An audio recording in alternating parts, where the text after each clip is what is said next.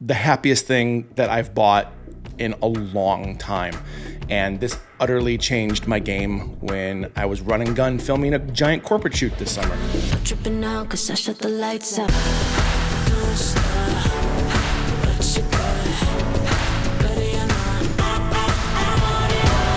What's up, everybody? This is Jason from EO7 Media, and today I'm gonna do a less than structured video, and the game plan is to eventually do a longer, more detailed video about this.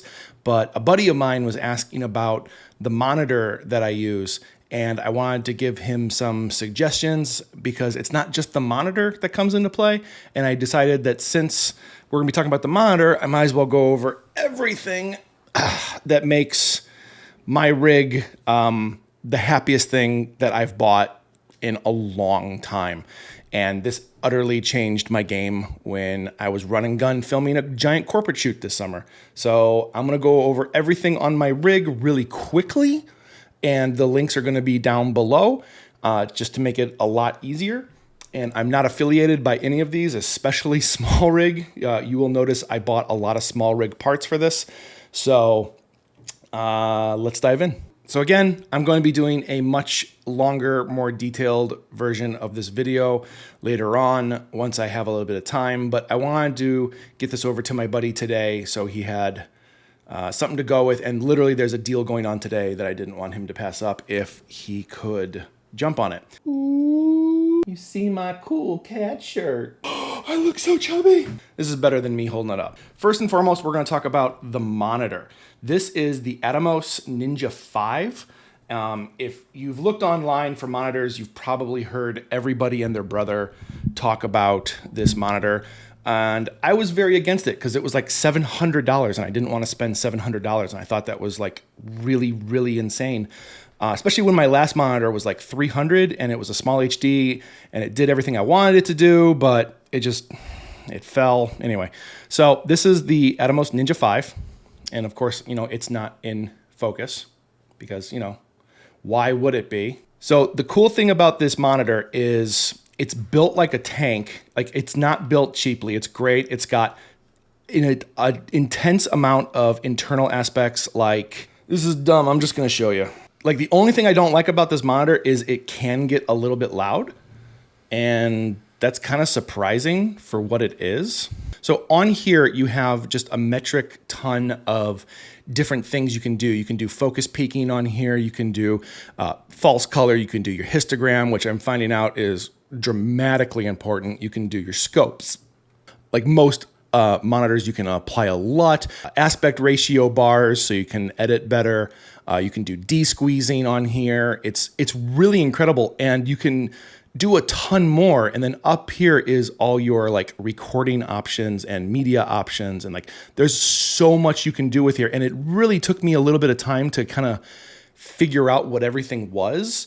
But I will say that this was probably the best purchase I've done in maybe 2 or 3 years. Like, it really, really, really changed my game, and it made everything easier, better, and a lot more like able to do what I actually wanted it to do. I love this. I love this monitor. And even though I paid like $700 for it and immediately the price dropped after I bought it, it kind of pissed me off, but it was still a solid buy. Now, when you are buying this, here are some stuff that you do need to know going into it, because it is not just a one purchase thing. First and foremost, you need an HDMI cable to attach to your camera. And I suggest something that's thin, that's easy. If I had my druthers, I am going to buy a 90-degree version, so I'm not constantly bending this. I really don't like the way this is set up here. So I'm gonna buy a 90-degree HDMI. Again, a thin cable will do best, so you can like attach it to your rig and then attach it to where it needs to go.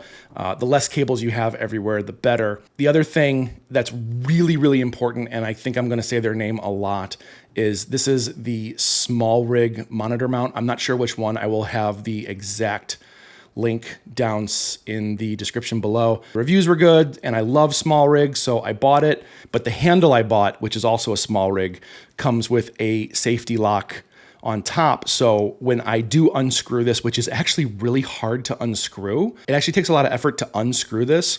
So when I do unscrew it, when I want to like flip it around or take it off or put it on a different camera, it actually takes a lot of work to take this off. But there's a safety latch on the handle here, which just in case you're walking around with it and it slides, which happened twice this summer, it won't fall off. But the monitor mount itself is so insanely durable.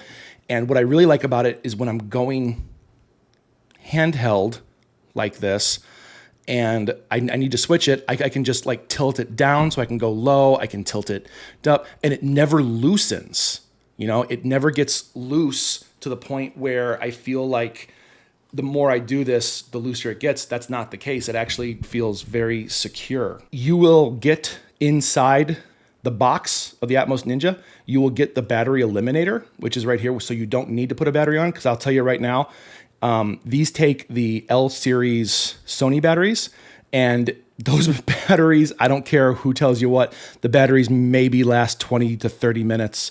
I have 10 of them, but some of them, my better ones, will only last about 20 or 30 minutes, and that's ridiculous. So the battery eliminator here is really cool because you can just plug in a barrel cable, which does not come with it. You do need to buy it.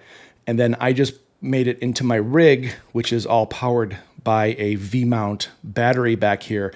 So this V-mount battery will charge this whole rig, including the monitor, for about 6 to 7 hours on one 190 V-mount battery. Now, that's the other thing I wanted to talk about really quick is everyone and their brother will suggest doing these Came TV 99 batteries. These suck. I don't understand why anyone enjoys these. Yes, it is lighter because it is much smaller than the Big Daddy 190s, the 99. This maybe lasts an hour. Maybe. I took it on my gig and it lasted me an hour. I had to take it off, put on this one, and then this one lasted me the entire rest of the day. I've never had this last over an hour on any shoot. It's really depressing for how much these cost because everyone and their brother glows about these, and this sucks. This was really suck. And if you notice, I have stickers on all my batteries, so I know which ones need to be charged at the end of the night. I try and use them in an order on different days, so like 1, 2, 3 on one day, 4, 5 on the next day, yada yada. So I'm not overusing the same battery over and over. But I put this one at 10 because it is the battery I'm going to use the absolute least. It is the battery that I have zero faith in. So highly suggest not buying that. Even if it adds weight to your rig, I will happily take the weight over lack of functionality. So you'll need to buy the 2.5 to 5 millimeter barrel cable, and these are really cheap. You can get these anywhere. Sometimes they'll come with the 90-degree angle. I actually suggest the straight one, so it plugs right into the battery eliminator right here.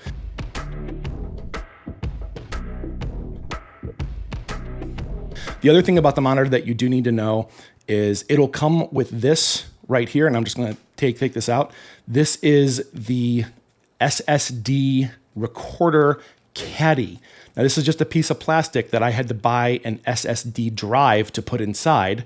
I was not really up on the idea of doing this, of having this as a recorder. I really just wanted it as a monitor.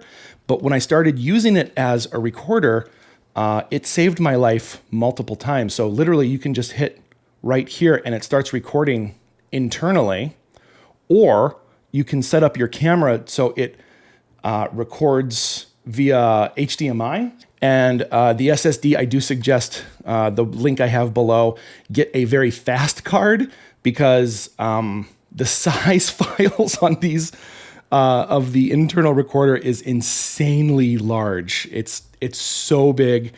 Unless you pay the extra money for the H.265 codec, and it does not come with an H.265 codec. It comes with a RAW codec, which is really nice. But if you try editing with RAW, it's amazing. It's beautiful quality, but oh my God, does it take a lot of space. It's insane.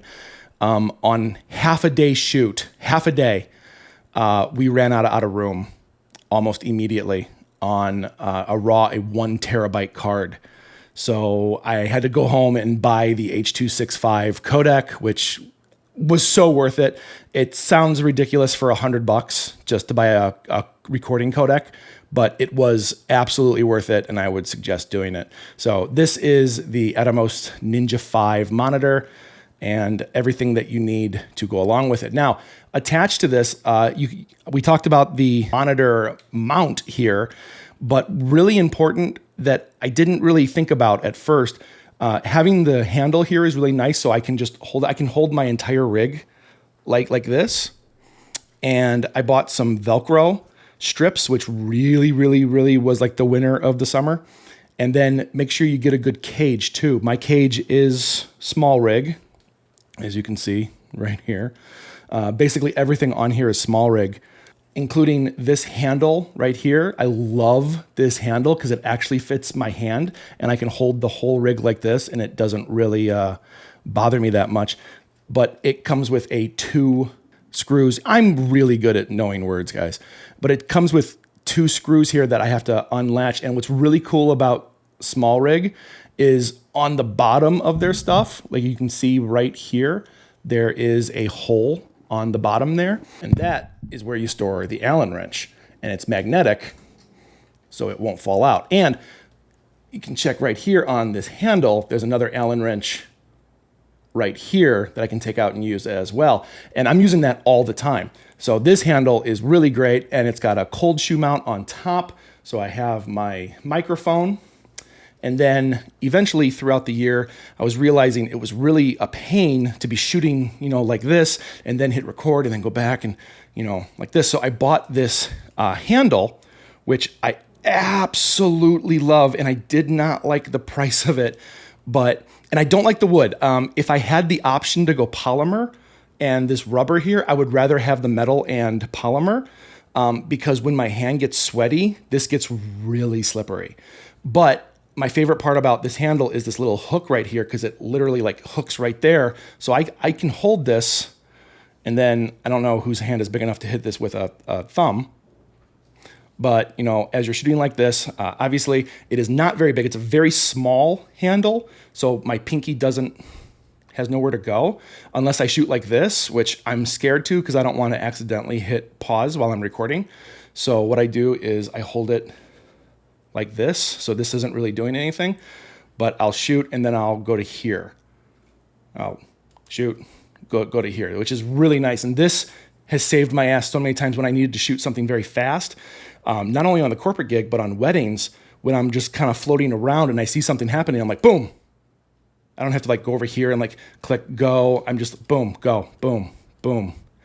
This is freaking awesome. The only problem with this is you have to buy a rosette adapter. And I wasn't keen on that because the rosette adapter was like $40 just to attach it to the cage. And the bottom, the whole rig on the bottom, I will do a whole video on this.